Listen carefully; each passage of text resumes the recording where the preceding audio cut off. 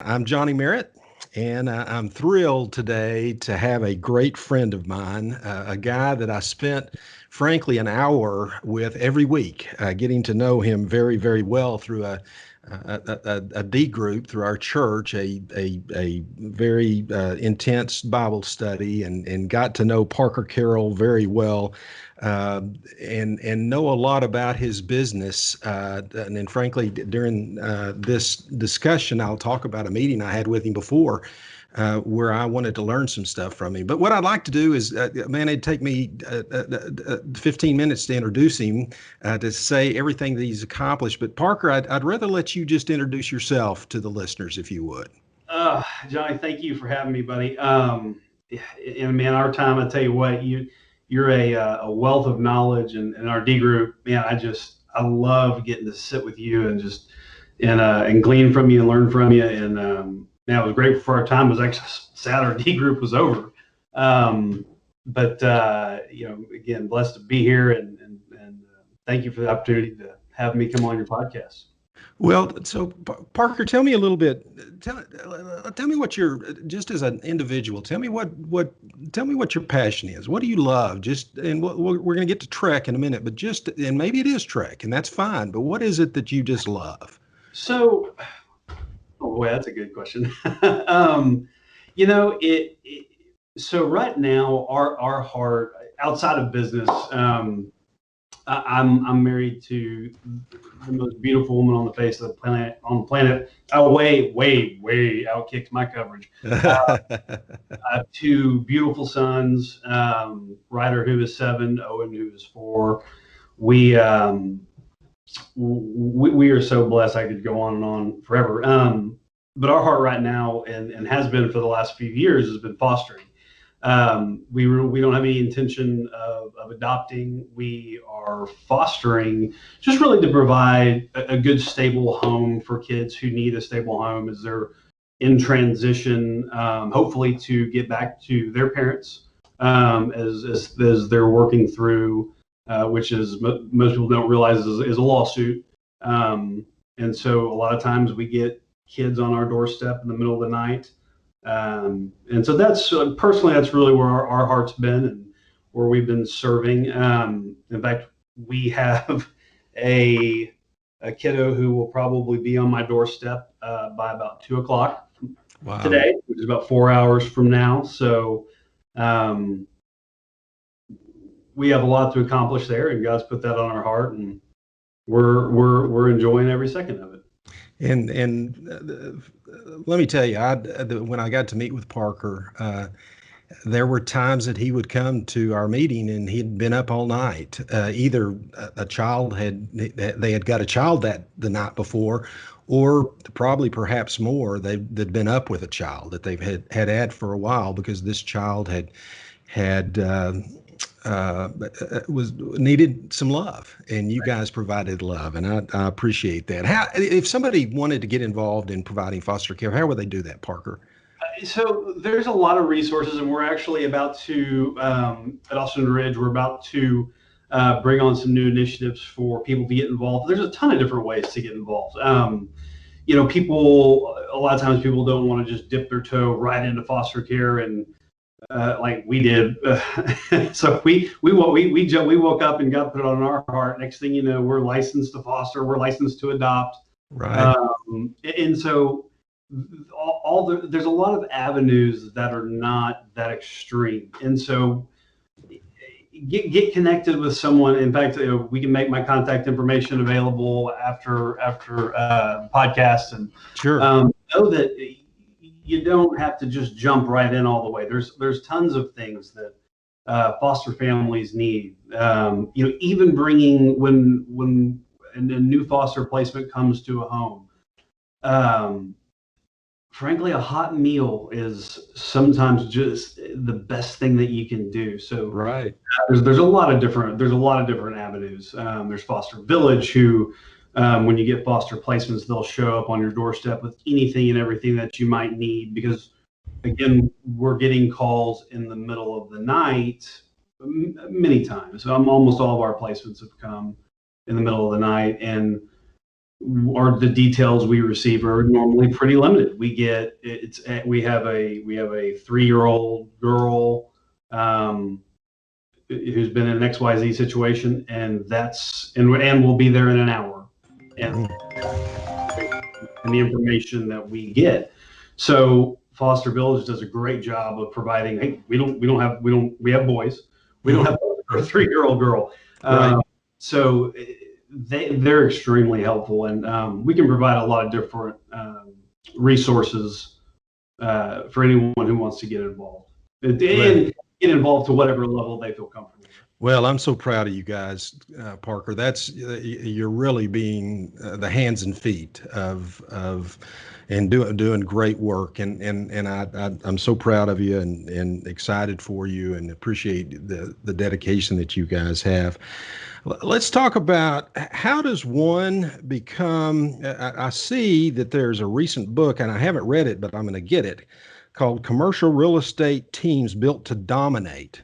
And I understand that book is written specifically about 10 different real estate teams, one of which is Trek, which is your business. Tell me, you started your business in 2016. How does one start a business in 2016 and then in that short period of time become the subject of a book entitled Commercial Real Estate Teams Built to Dominate? So I'll go back to maybe a little bit before that, as I was starting in the commercial real estate space. I couldn't have picked a better time. May of 2007, when the world is falling apart around us, and right. What's so great and so fascinating about that whole thing, in hindsight, it was the best thing that ever happened to us, because I had 100% confidence, and I was 100% naive. And both of those things allowed me to go to work very hard. And I didn't have a previous understanding of what success in commercial real estate looked like. And everybody else was perhaps their mindset was not right. They were negative, they were down. I don't know any different, so I'm just going to get after it. And we did. And so, but looking back, the timing was actually impeccable, because it forced me to learn the business, as opposed to being a steward of a transaction. Everything, again, looking back, there was a lot falling apart, a lot going wrong in 2007, 2008. And so I used that time to learn a lot. And man, I learned a bunch.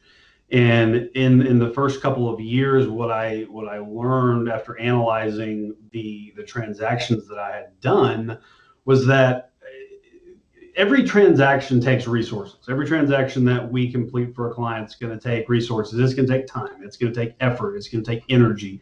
It could be emotional energy. It's going to take money. And so we would complete these transactions. And after coming back and analyzing, I looked at transaction A and I looked at transaction B.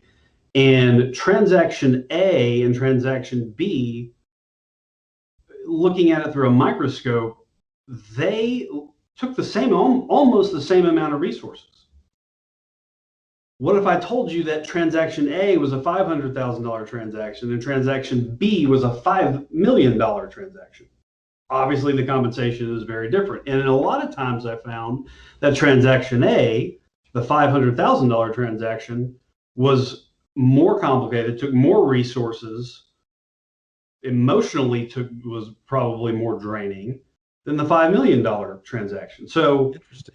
And again, when you're looking at compensation being very different, it doesn't take an Ivy League education to figure that one out. And so I really began shifting my focus to working on larger transactions, primarily in the private client arena, because I love, and still to this day, 90% of my business is private client as opposed to institutional. I love working with investors. Always have, always will. Well, well, one thing that you said is starting in May of 2007. What a great time to start. Well, how about a young listener? I notice one of the things that when you talk about what you do in track, you say you work on production, you work on operations, you work on strategic planning, you work on business planning. But I love this next one. It's recruiting and employee development. And so my question is really a little beyond that, but it includes that. This is probably worse. No question, we're worse than May of 2007 from some respects. And so, how about that young person who is just getting involved in the real estate business? What would you say to them, having started in the industry in May of 2007? So this is and again, looking at it from the lens of a 21-year-old and 22-year-old, however old I was in 2007, that is a blurb on the radar screen, in my opinion, for our industry specifically. And these are challenging times, and so if you are in a position where you can, and we'll probably talk more about this later because I'm a big believer in experience. If I would trade experience over monetary compensation in this type of environment any day of the week. And if you can find someone who you can work with and who you can learn under and work with, the education that you will receive during these unprecedented times will far exceed any college education you will ever get. And so it goes back to the same concept of 2007. It's probably a great time to get into the industry, even though the world may tell you it's not. You have an opportunity to learn because there are more moving pieces to every transaction than there ever have than I've ever seen or experienced in my career. Well, in starting your business and frankly in operating your business today, have you made any mistakes, and do you continue to make mistakes? What time is this? Is it 10:30? How many have I made this morning? So, starting Trek, if I could boil it down to one thing, I would say complexity. Complexity is really what drove me to start Trek. Working at a bigger firm with multiple locations, with multiple specialties, things get complex very quick. Corporate compliance, and so when I mentioned multiple specialties, so our firm, we specialize in leased investment transactions. So we don't do any land brokerage. We don't manage properties. We don't sell apartments. We're very, very, very strategic and select in what we do. And so the more specialties you add within a firm, the more complex things get.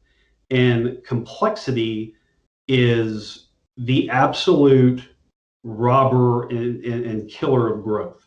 And so as leaders, it is our job to make things simple. Our clients have, in many cases, very, very complex situations.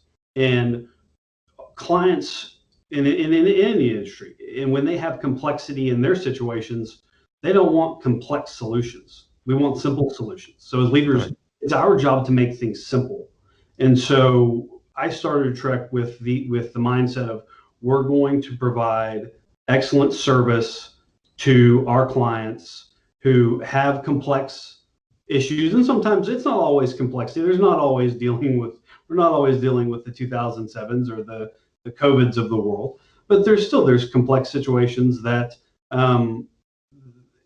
that simplicity can solve, and we can deliver and execute in a manner that's simple for our clients to understand and comprehend. Right. Well, so what happens if one of your somebody that you're training, and before I talk about that, I loved something else that I saw in your website. You talk about servant leadership. What does that mean? Well, it means a couple things. I would say, as far as servant leadership goes, um, initially starting out, I would say pre-family, pre-children. I mean, I was first one in the office, last one out. My mentor and the CEO of the company that I was previously at, he once kicked me out of the office at 10 o'clock at night. He's like, go. Um, and so that's evolved more into now is from a servant standpoint. I'll use COVID as an example. We had a lot of clients in dealing with rent retrades. Their tenants were on the verge of filing bankruptcy, and a national credit tenant who any landlord would love to have pre-pandemic. All of a sudden, it could be in complete financial chaos or shut down. Mm-hmm. And Mm-hmm. so I spent more time. I'd probably say I spent 80% of our time during the pandemic um, working with our existing clients on just giving guidance. So, hey, how can we restructure your debt? How can we help you do this? How can we help you with this tenant? This is what we're seeing with in this particular arena. This is what we're seeing here. This is what we're seeing as standard. This is where we believe stimulus is coming in, and we charged $0.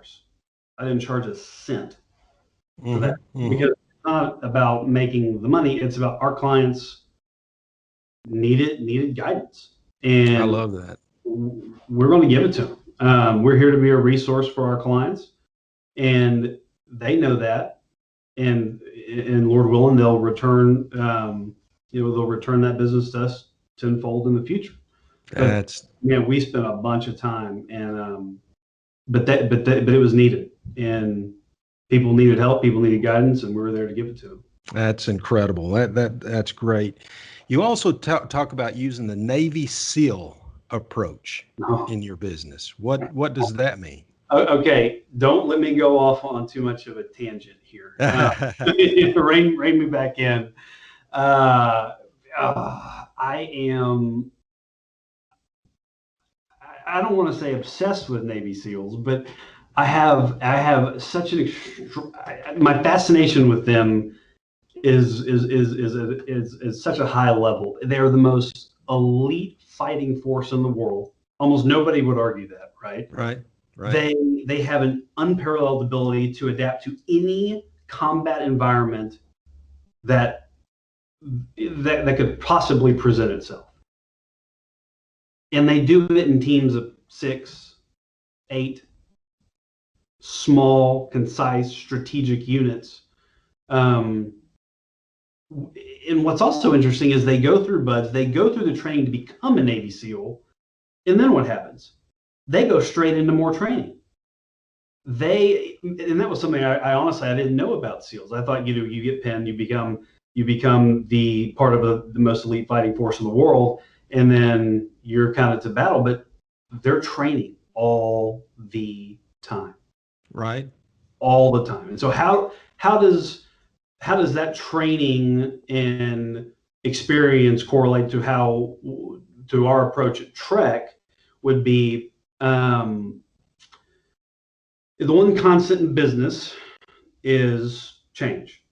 And if COVID hadn't proven that, I can give you a couple other examples here in a minute. But just like the battlefield, just like warfare, Mm-hmm. the business environment is constantly changing. And we've got to be able to adapt equally as fast as the Navy SEALs need to be able to adapt, or we're going to be in trouble. The author Keith Cunningham, he said it best. He said companies grow, or excuse me, he said companies go broke because they continue to grow but fail to evolve. Let that one sink in for a minute. Yeah, that's And, good. and an example of that, as of 1955, 435, which is 87% of the Fortune 500 companies are no longer in existence. Wow. Say, they go through that one more time. One more time. From 1955, Okay. 435 of the Fortune 500 companies are completely gone, Wow. no longer in existence. Wow. So the ability to adapt and the ability to evolve, just like the SEALs do, is how we mirror our approach at Trek. And I would also say that Navy SEALs are unbelievably strategic so they can be unbelievably tactical, because there's a difference. So if we take that same strategic approach and we're constantly training and constantly getting better, then we're able to execute on a much more tactical level and be much more effective than our competitors. Oh, that's incredible. So am I hearing you correctly that as the leader of Trek, Trek's been greatly successful and probably more successful than what you thought it would be in 2016 in the short period of time. But I take it from that answer that you probably are not content with where Trek is today, because you know you're going to have to change for you're either growing or you're dying. Yeah, Is that correct? correct. And the mindset of we constantly want to get better, we constantly want to grow, we constantly want to find ways to do things smarter, we want to be more effective, we want to be more efficient. But I think the being our call it, the SEAL approach allows us to be more effective. And if you can be twice as effective with 8 than you can with 16, because again, what kills growth is complexity. When you have 8 that are highly effective, or more effective than a team of 16, normally what's the kicker? You have too much complexity, and or you have a leader who can't simplify the complexities around having a team of 16. Yeah, forgive me, but I want to digress for just a minute. I actually just getting to observe Parker in the Bible study we were in. I actually asked him back in 2018. I said, Parker, I'd love to visit with you about your thoughts on growing business. And I took some notes. I'd like to go over some of those. He said, this is what I wrote down. He said a lot more than this, but this is what I wrote down. He said, if I can't leave my business for 2 months, I'm either a slave or an employee to my business. He said, if I do not have an assistant, I am an assistant. He said he strives to delegate so you're freed up to do what is your unique abilities. You seek to avoid getting bogged down in the weeds. And one thing that you talked about a bunch, and I think this is what you mean when you say, you've got complex transactions, but you want to simplify them. You said, I work diligently on systemizing things, a checklist for what is done. And by doing a check, in fact, you said for a period of time, you wrote down every task that you did so that you could develop systems. And now every team member of Trek understands each step that needs to be taken. And let's see. And then you talked about a very important thing was hiring people with discernment. And I keep a journal and I just write down things that I think are important in my journal. And I thought those were excellent pieces of advice. And that was back in August of 2018. Way to go. Anything you would add to that, Parker, now? Yeah, I mean, I would say that no different than 2018.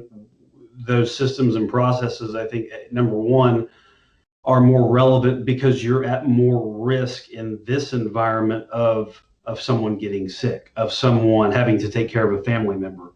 Um, for instance, when my bride came down with COVID on December 2nd, unlike the flu or unlike strep or any other type of bug, your world comes to a stop. And so I'm taking care of my bride. I'm keeping my kids off my bride, trying to keep Right. from get it from them from getting it and spreading it. And then it's not like mom has the flu. We're going, I'm taking the kids to school, and I'm just kind of doubling down on daddy duties, and which I love anyways. But this was totally different than anything I had ever experienced, because we're home. We're getting we're making sure Ashley's doing well, and taking care of her, while simultaneously getting the kids on for Zoom. And Zoom is not like it's not like they go to class and then they go that 6 hour window where you can go to the office and work. Um, I think my son at one point was on their Zoom calls. It was 5 to 6 Zoom calls a day, Wow. and so periodically throughout the day. And so it rendered me almost, I don't say useless, but I was pretty useless, because I'm at home having to deal with those things. And now, fortunately, we're blessed that everybody is 100% understands. And so, but had we have not had those process systems in place and not had the right team in place, I mean, my team took over everything. They are outstanding. They were able to take over any transactions, any client issues. I'll get all of our marketing packages ready. Business continued to operate as normal, but it's years of putting those systems and processes in place, getting people trained, getting people ready, um, and having a team of A players is huge. Having a team of A players is huge. Right. We can dive into that as well. But yeah, those systems and processes work. And by the way, we're constantly tweaking them. I think some people have the idea that, oh, we've arrived. We've never arrived. Right. I mean, you've never arrived. Well, and so let's talk specifically about the pandemic. How have you had to adjust?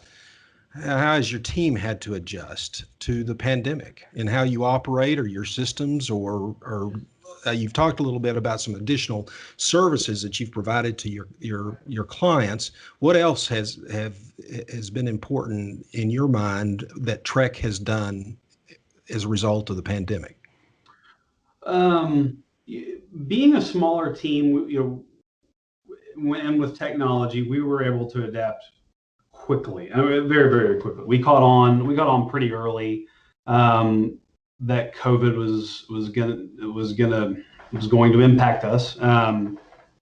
And so we sat down. We came up with a quick strategy of, hey, if we get to a spot which we are monitoring on a regular basis, where we feel that it's time to shut the office down, get everybody home, make sure we're safe. We're going to do it, and we're going to do it quickly. And we got to the point where we felt it was time, and we immediately got everybody home, got everybody situated. So priority number one is to ensure the health of your team. So Right. we got everybody home, got everybody situated, everybody up running, working remotely.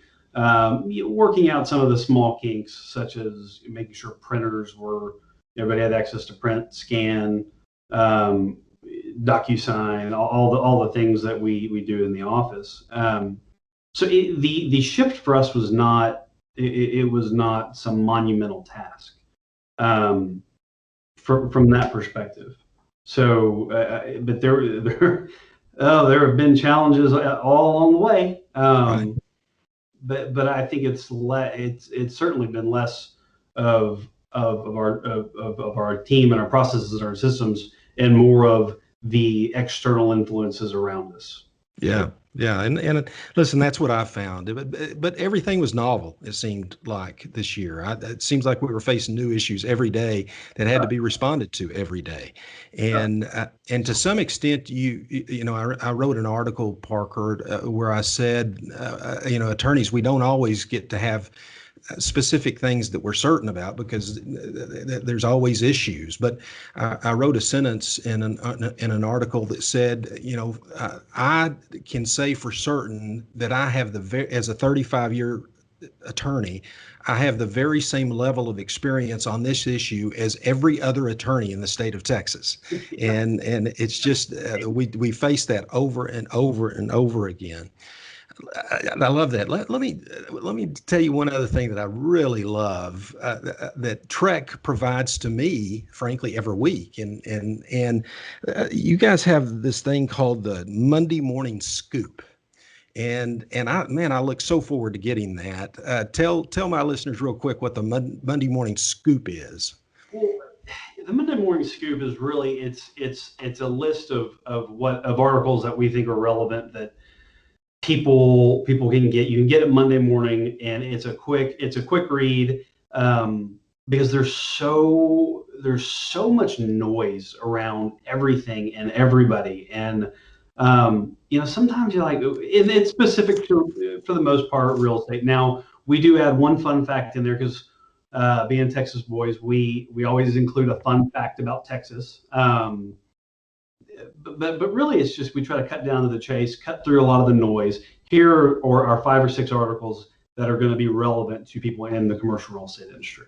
And that's why I love it so much. Is I can, in a matter of perhaps 2 minutes, because it has a great synopsis of what's included. Or perhaps in a matter of 20 minutes, to the extent that I take the opportunity to extend and read the entire article, I'm able to see very quickly, for instance, what is in this new bill, the new stimulus bill that was just passed. I noticed that kind of wanted there was a recent article that said commercial real estate industry will return in 2021. And it talked about discounted commercial real estate, that is hotels, malls, office building, urban apartments. But then it also talked about net lease investors. I think that's your sweet spot, is it not? But it's our sweet spot. Tell our listeners, what is that sweet? What do you do? So, yeah, that's probably something we should have addressed a little earlier on in the podcast. I probably got sidetracked. So what our team does is we represent clients either buying and or selling properties leased to. We do mostly one of two things, which is it's shopping center brokerage, multi-tenant investment product, and then single tenant investment product. As you're referencing on the single tenant side, which is properties leased to 7-Eleven, Dollar General, Jack in the Box, Walgreens. So those types of national tenants, who our clients buy these assets for income producing purposes. Well, and that's great. As I opened up the discussion in one of your recent emails I got from you, and looked at your available inventory, and I see Sweetwater. Now we're in Austin. Keep in mind. So I see Sweetwater, I see Lubbock, I see Midland, I see Panhandle, I see Tyler, I see Amarillo, and through the years I've seen, geographic, very spread out geographically. I've seen large towns, I've seen small towns. So how is it that Trek has got this market where if someone wants to sell a facility that has incredible triple net lease, how is it that Trek has developed the reputation for taking care of that customer?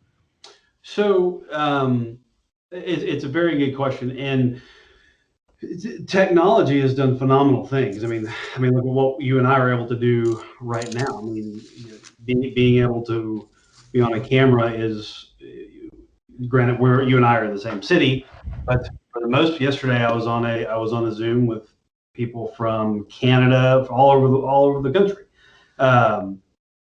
I think we had one guy from Canada, so I had to throw him in there too. Uh, Technology has allowed us to do things that 20 years ago traditional brokerage, I mean, probably would never even have fathomed. Right. And so, for instance, I think most of the transactions we closed last year, we did Dallas, Fort Worth, East Texas.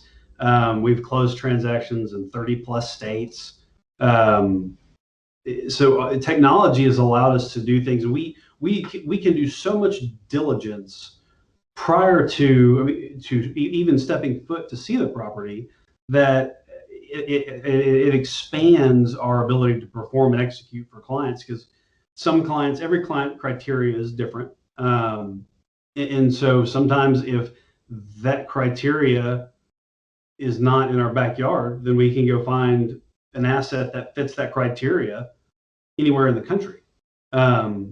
Because we're looking for the same basic fundamentals: strong real estate fundamentals, strong lease fundamentals, strong tenancy, um, yield requirements, and of course every client has their risk tolerance that they have, and so we're able to provide those solutions.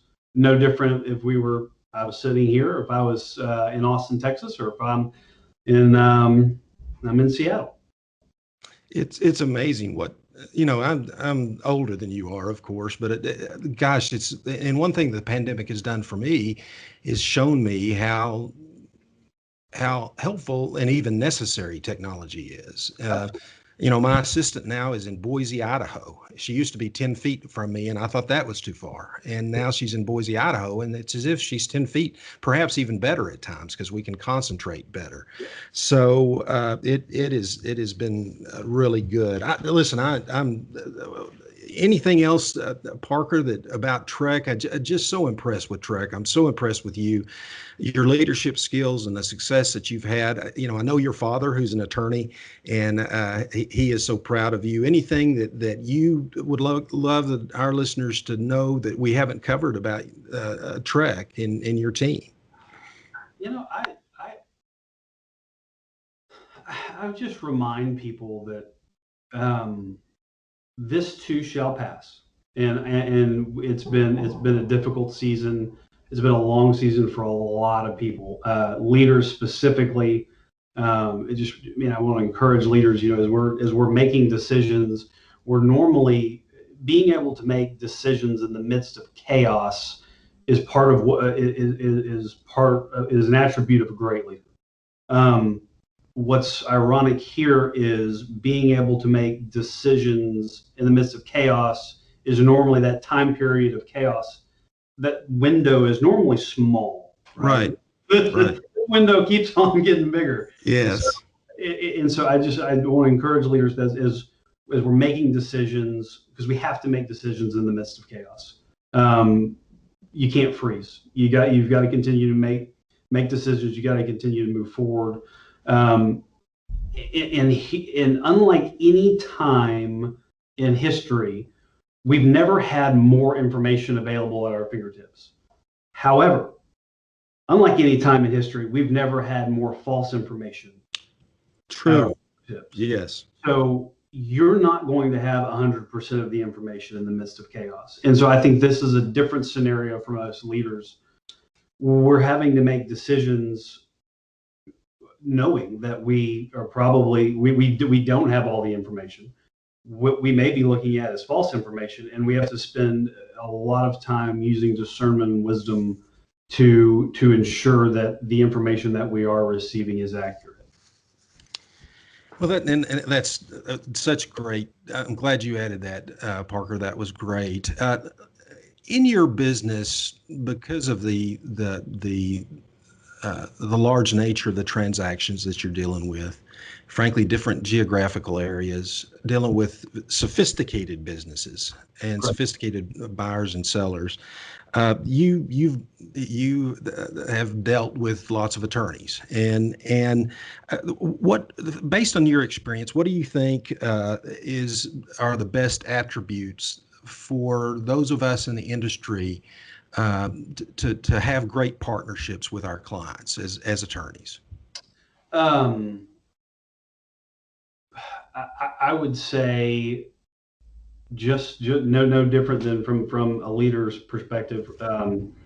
In normal times, extreme communication. In pandemic times, over communicate. Yeah, Right. there is a level of enough communication other than a constant repeating of yourself. But I would say, man, over communicate like crazy, and use use your experience is always going to win. um, I think a lot of times it's easy for um, attorneys perhaps to no different than anybody else in their industry, we dive into the specifics in the weeds of what our industry is based on. But a lot of times we need that broken down into something more simple, less complex. um, and then I would say really the ability to articulate a mountain over versus molehill. Because I think if all business owners and clients who would engage an attorney, we want to know where our exposure is. And I think being able to take that real life experience and be able to say, hey, this is a risk, but these are the couple of molehills we got, but we have a couple of mountains. Mm-hmm. And being able to clearly articulate that. So um, where you can help you can help a client decipher, as we're looking at the big picture, is that mountain truly a mountain, Mm-hmm. or is it really just a molehill? Right. Great advice. Great advice. And you may have just answered this, but you've talked a bunch about how you're constantly striving and thinking about how to improve Trek, how to improve what you guys do. What do you have any advice of how those in our profession, other than what you've already said, could better serve our clients? um, yeah, I think one of the things that comes to mind is probably similar to what we were doing in the pandemic, which was, you know, I was fielding a lot of phone calls and helping a lot of clients, and it's not, and sometimes it was just to perhaps reassure someone. They weren't engaging us to help them transact. Sometimes I think it's just being there, and Johnny, you've done this for me several times, just to be a sounding board sometimes off of, hey, I've got this. Is there, I'm 95% sure I've got, no, or at least 95% confident I have this set in stone, but I've got this little 5% left. That, what are your thoughts? Should I go, would you go this route or this route? Right. And I think being there just to be able to help make those decisions. Now, there's obviously times where we need to engage you to draft documents and for all the slew of things that we need legal counsel for. But I mean, I think sometimes just being available to help business owners with that last 5%, and give a little direction, and sometimes that direction may be helping someone avoid a mountain. Whoa, hey, I really do need to legally engage. I do need to engage you for legal counsel. Um, I think, like, I look back on the experiences that you and I've had where I'm like, hey man, can I bounce this off you real quick? Right. It is extremely helpful. Extremely helpful. Well, I think and that goes to serving the client. let me tell you, Parker, it's my view, and it's true not only of you but everyone. I'm honored when people call, and it's really a thrill for me when people call, whether that's a simple answer, or excuse me, a simple question or a more complex question. I got to ask a question that my son wanted me to ask. My son is in his last year at Baylor Law School. I'm glad that he's got a job lined up afterwards. He's fixing to go off the roll, the payroll of from me. But he asked me. He said, "Dad, what are the top three qualities an attorney needs to effectively partner with his or her clients?"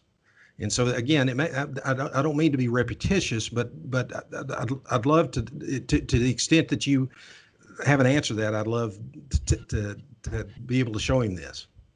I think number one would be alignment, and that can look in a handful of different ways. In which I'll come back to. So I don't know if I can get to three, but I think off the cuff, I think the ability again to help to see a client's bigger picture.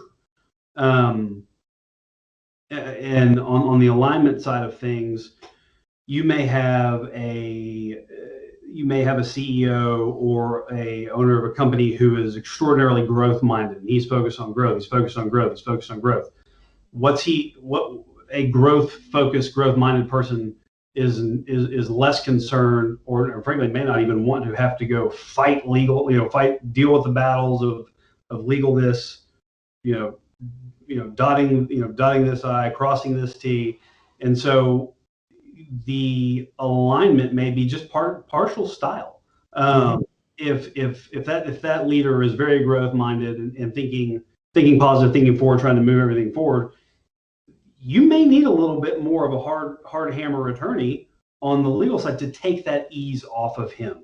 On the flip side, if you have a 40-year veteran CEO who is hard-nosed, and he's a driver, but he's hard-nosed, sometimes the approach and the alignment may be, hey, you as legal counsel, you may want to soften some of this stuff on his behalf, because he's hard-nosed, he's strong, he's experienced enough to where he doesn't need, in fact, adding another bull to the china cabinet sometimes is just a disaster waiting to happen. Right. So sometimes the polar opposite can be more effective. And I think the ability to see the bigger picture, and I know we've had this several times in our career come up where we have an issue on a transaction, and it's maybe somewhere between a mountain or a molehill, and we're trying to figure out, okay, so it's an issue, we know it's there, we have to address it, we need to be aware of it. But what we're not discussing is, hey, if we don't complete this deal, the other side of it is you're going to pay $1 million in taxes. Right. So if legal counsel is not taking into account, oh, hey, big picture, it's $1 million in taxes, that mountain begins to shrink to a molehill real quickly. And sometimes it goes the exact opposite way, because you never want to make a dumb investment decision for the sake of not paying taxes. But I think if you can really understand the big picture, then it's going to help you serve that client a lot better. Well, and I think that's great advice. I have one thing that I've always tried to do is stay in my lane as an attorney. The businesses that need my help are greatly successful before they ever call me. And I think a mistake attorneys often make is they forget that they're not there to make business decisions. They're there to help the client make business decisions by giving legal advice. And so it's important for us to stay in our lane, if you will. And that's a great answer. One thing that I have, and I think perhaps I've talked to you a little bit about this. You talked about how in your business you looked at the $500,000 transaction, the $5 million dollar transaction, and decided to adjust how you guys were doing business. As I've practiced over 35 years, I have found, and this goes consistent with your last answer, that essentially partnering with my clients, developing long-term relationships with my clients, so I understand what it is that they need, and actually finding a compensation system where I'm encouraging them to call as opposed to penalizing them for calling, So I'm developing this and have successfully developed this practice with most of my clients, where there's a fractional general counsel where they pay a certain amount of monthly fee, and for that they're essentially their in-house general counsel. I used to say that it's as if I'm down the hall, frankly, with Zoom and Skype. It's even I'm two steps away on their computer. But if what would be your primary concerns about that type of relationship with an attorney, Parker? I, I think it's just like anything else where you can have everything can be right, but if expectations are misaligned, then you could have everything right but have a big problem. Right. I think fractional I think fractional legal counsel is a phenomenal idea for certain size companies. Right. Um, is I would just my counsel there would be ensuring everyone's expectations are are very clear. And then is if expectations are clear, there's no misconceptions. We don't, you're not thinking one thing, the client's thinking the other. Right. Um, if we know that the only constant in business is change, what does change look like as both parties evolve, as Right. company grows, and then as you as a legal professional, you grow and your business grows. And so if those things are taken into account and discussed, and sometimes these you have to adjust accordingly as you go. But I think if you can keep those types of things in mind, we're not just. And I know with COVID, it's extremely difficult for people to look past tomorrow. But if you start putting those plans in place to think, okay, what would this look like 90 days from now? What would this look like a year from now? What would this look like 3 years from now? And Right. if you can come together with alignment there, um, I think it makes a lot of sense.